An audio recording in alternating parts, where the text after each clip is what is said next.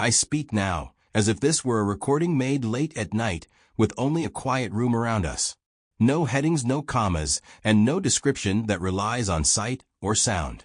Only the story, as Daniel tells it, and as others try to untangle it. Daniel Hart sits in a chair, and his hands rest on his knees. He says his name and age. He says he does not care if people doubt him. On the night of April 9th, he drove home from work along a lonely stretch of highway. He remembers the long road. He remembers the steady hum of his thoughts. Then he remembers nothing at all. One moment, behind the wheel. The next, lying in a field far from a road.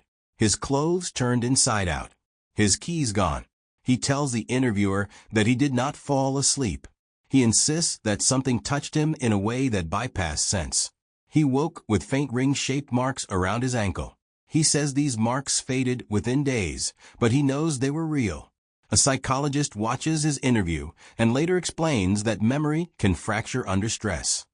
The mind can create stories to cover empty spaces.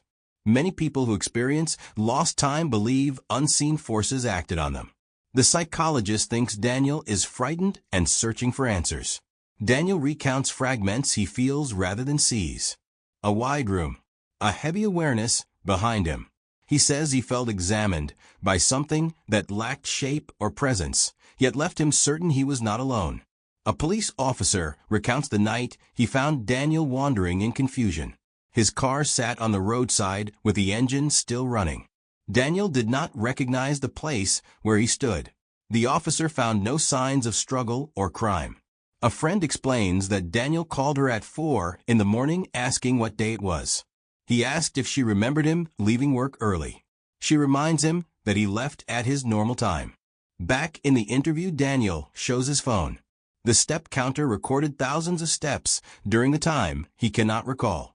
The steps that would have required long travel through an empty landscape. He says technology can fail, yet he does not believe this was failure. The psychologist again says this could be the mind ordering chaos. People fill gaps with patterns that match their fears or expectations. Daniel later describes the first night after the event. He felt strangely calm. Too calm. As if someone had softened every emotion until only simple thoughts remained. He felt like something had used him and then placed him back exactly where he belonged. A neighbor says she once saw Daniel standing alone in his yard long after midnight. Still as stone. When she called to him, he did not respond. When he finally moved, he acted unaware of her presence. Investigators discovered that Daniel's car battery drained at an unnatural rate after police arrived. The battery looked worn, as if aged by years though the car was new. No clear cause was found. Daniel states that the event changed him. He says he wakes with a thought inside him that feels foreign. The thought says not yet. He does not know what it means.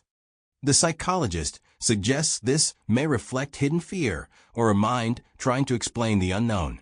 When asked if he believes the forces he sensed will return, Daniel answers with a steady voice. He believes they never left. Last week he found long, narrow tracks in the dirt around his home. Tracks that did not match any shoe he owns. They ended at the edge of the trees, as if the maker stepped into empty air. There is no proof. Nothing that verifies his story. Nothing that disproves it either. Police closed the case. The marks on his ankle vanished. Daniel still reports short flashes of memory that lead nowhere. One final detail remains.